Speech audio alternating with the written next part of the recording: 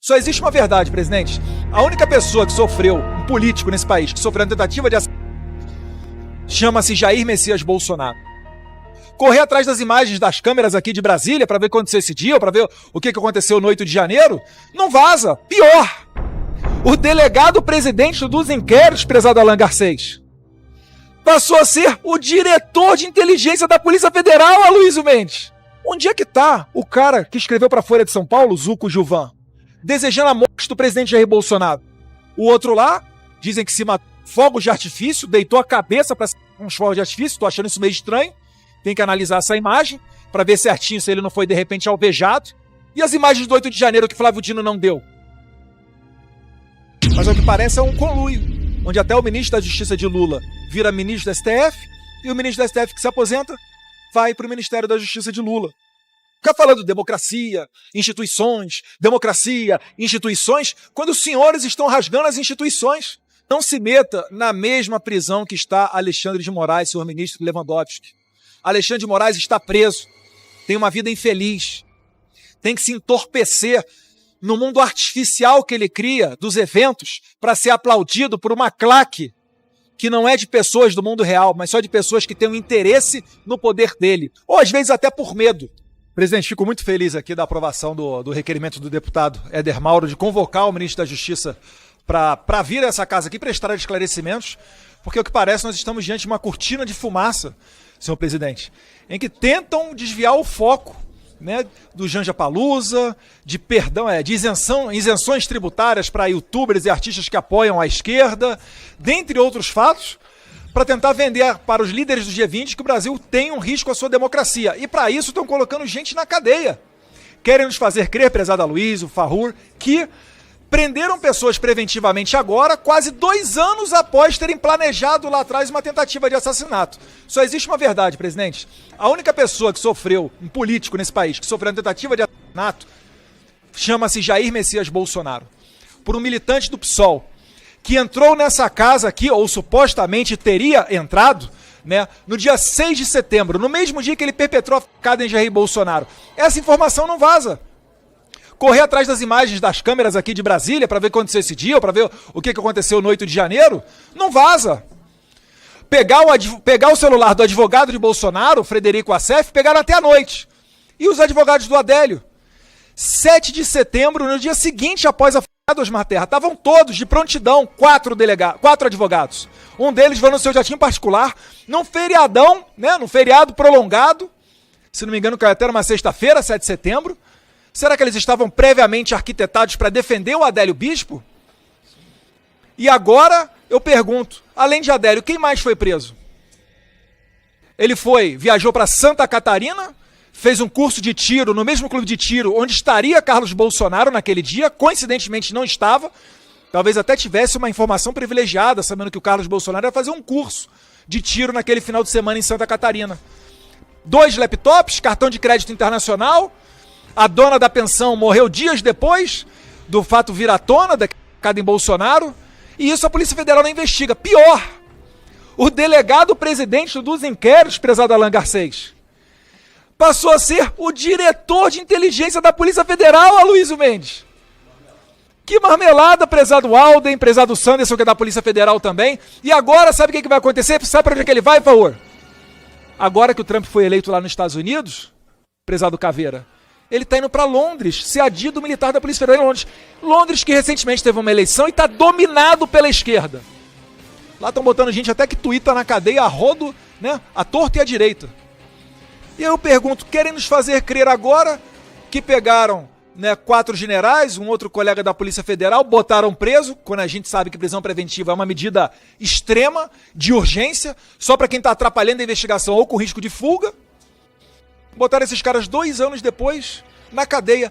Aí eu pergunto, onde é que tá o cara que escreveu para a Folha de São Paulo, Zuco Gilvan, desejando a morte do presidente Jair Bolsonaro? Será que isso não é uma ameaça ao presidente da República? Será que eu não posso imaginar que ele estaria pensando em matar o presidente da República? Não seria isso tão ou mais grave do que o fato que a gente está vendo hoje aqui, que está levando pessoas à cadeia? O que eu posso falar em matéria de crime de... né, que não tem a definição legal, graças a Deus, da pessoa que joga bola com a cabeça do presidente Bolsonaro? Será que ele quer o bem do presidente ou será que ele está instigando novos Adélios Bispos? E Adélio Bispo foi um lobo solitário, né? Agora, ministra Simone Tebet, com toda a sua excelência criminal e policial, sua experiência de vida sensacional na área investigativa, diz que não se trata de lobo solitário. O outro lá, dizem que se matou com fogos de artifício, deitou a cabeça para se matar com os fogos de artifício, estou achando isso meio estranho, tem que analisar essa imagem, para ver certinho se ele não foi de repente alvejado. Correram no dia seguinte, Alexandre de Moraes já estava dando entrevista, tinha imagem do cara solta. Será que soltaram a contragosto dos ministros do Supremo Tribunal Federal, as imagens do Supremo Tribunal Federal? E as imagens do 8 de janeiro que Flávio Dino não deu? Mas ao que parece é um conluio, onde até o ministro da Justiça de Lula vira ministro da STF e o ministro da STF que se aposenta vai para o Ministério da Justiça de Lula. É inacreditável o que a gente está vendo, senhor presidente, né? Então não tem como você não relacionar esses fatos e entender que nós não estamos diante de uma conduta grave. Até porque, na esfera da cogitação, não é crime. Para quem estuda direito, a maioria dos senhores aqui da área policial sabem muito bem, mas me permita aqui falar com o telespectador, para você considerar um crime tentado, ele tem que ser iniciada a execução. Você pode até, às vezes, trocar farpas aí com a sua esposa, o seu filho, o seu pai dentro de casa. Às vezes fala até que vai fazer uma besteira, mas você não faz. Isso não é crime. Por quê? Porque é cogitação. Você não começou nem o iter crime, você nem começou a execução do crime. Né? De repente puxar a faca, espetar a faca na outra pessoa, ou puxar o dedo no gatilho da arma, ou tacar a pedra. Meu Deus do céu. Então, o que eu peço aqui, né, eu não quero esculachar o ministro da Justiça Lewandowski, não, tá? Mas eu peço respeito a essa casa. O senhor não está fazendo favor nenhum, o senhor está vindo aqui prestar satisfação, indiretamente, a pessoas que normalmente são os recordistas de votos nos seus estados. Para depois, senhor ministro, o senhor não ser interpelado quando vier a público pelos cidadãos comuns que não entendem como que um deputado que recebe quase 2 milhões de votos, que tem a atribuição de convocar os ministros, segue o devido processo legal, devido processo aqui dentro da casa, para chamar Vossa Excelência para cá. Da minha parte não teria problema nenhum transformar em convite, mas para dar essas devidas explicações, como é que os senhores se reúnem no Palácio da Alvorada, na residência do maior opositor de Bolsonaro, com o 01 da Polícia Federal, que Bolsonaro sequer conseguiu nomear, né, o Ramagem, com o Procurador-Geral da República, com o ministro da STF, que vão julgar Bolsonaro e tudo relativo ao pessoal conservador, pessoal do 8 de janeiro. Como é que os senhores não querem dar explicações? A imprensa fez o papel dela, perguntou, ninguém deu uma resposta. Nós aqui estamos fazendo o nosso. Depois os senhores vão ter desculpa aqui, não vão ter moral para vir a público e ficar falando democracia, instituições, quando os senhores estão rasgando as instituições, não estão respeitando o plenário dessa casa, essa comissão. Então o que eu peço, senhor ministro, é que coloque a mão na consciência, reveja o posicionamento de Vossa Excelência, tá? Começando agora num papel novo dentro do Ministério da Justiça, mas para vir aqui nessa casa, para prestar esclarecimentos. Eu tenho certeza que Vossa Excelência não deve nada. Pode vir aqui falar o que o subordinado do senhor, o diretor-geral da Polícia Federal, que infelizmente o presidente Bolsonaro não pôde nomear que ele quis, o único presidente da história do país que não pôde nomear o diretor da Polícia Federal que ele queria, que seria o Alexandre Ramagem, mas que vem aqui falar o que foi tratado lá.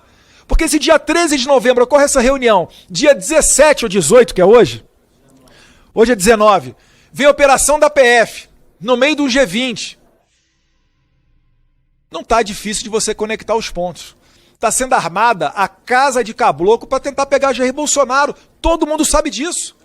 Eu pergunto aos senhores, os senhores acham, eu não estou instigando ninguém, pelo amor de Deus, conhecendo um pouquinho de povo que a gente lida todo dia, os senhores acham que será tranquilo mandar um presidente da República para a cadeia por envolvimento com 8 de janeiro, uma tentativa de golpe de Estado, segundo o argumento seu 01 da Polícia Federal, num domingo de janeiro, que é férias em Brasília, com senhoras e pessoas desarmadas, às vezes até com Bíblia debaixo do braço, numa ação surpresa, onde envolveu mais de 1.500 pessoas, que foi o número de pessoas presas, onde essa ação surpresa não foi vazada por nenhuma das 1.500 pessoas. E aí os senhores vão mandar para a cadeia um cara que estava nesse momento nos Estados Unidos, que esperou sair da presidência da República, quando não era mais chefe supremo das Forças Armadas, quando não tinha gerência nenhuma sobre as instituições do Brasil, para dizer que esse é o cara culpado por um golpe de Estado, e os senhores acham que os senhores depois vão pegar avião, vão transitar em Brasília com tranquilidade? Não se meta na mesma prisão que está Alexandre de Moraes, senhor ministro Lewandowski. Alexandre de Moraes está preso, tem uma vida infeliz, tem que se entorpecer no mundo artificial que ele cria dos eventos para ser aplaudido por uma claque que não é de pessoas do mundo real, mas só de pessoas que têm um interesse no poder dele, ou às vezes até por medo. Quando acaba o poder da caneta, e um dia ele acaba, o ministro do STF se aposenta também. Quando eles não têm mais o poder, todos esses que aplaudiram viram as costas para ele. Porque sem a caneta ele não é nada. Ninguém gosta do Alexandre de Moraes. Onde ele chega lá em São Paulo, no Clube Ipiranga, as pessoas saem de perto. Outro dia foi jantar num restaurante de luxo, uma mulher se levantou e falou que não jantava do lado da pessoa repugnante igual aquela. E quando o clima esquentou, ele chamou os capangas dele que estavam do lado de fora e entraram para resolver a parada. O marido da senhora, provando que é macho, comprou a briga e falou: epa, daqui para frente, se o negócio é esse, eu tô no meio também. Essa é a vida que o senhor quer para você? Eu não tô ameaçando. Eu só estou falando que vai acontecer com um pouquinho de experiência que eu tenho no meu terceiro mandato legislativo, senhor ministro. Por favor, compareça a essa comissão e esclareça esses fatos, finalizando, presidente. Porque o Brasil não aguenta mais essa polarização.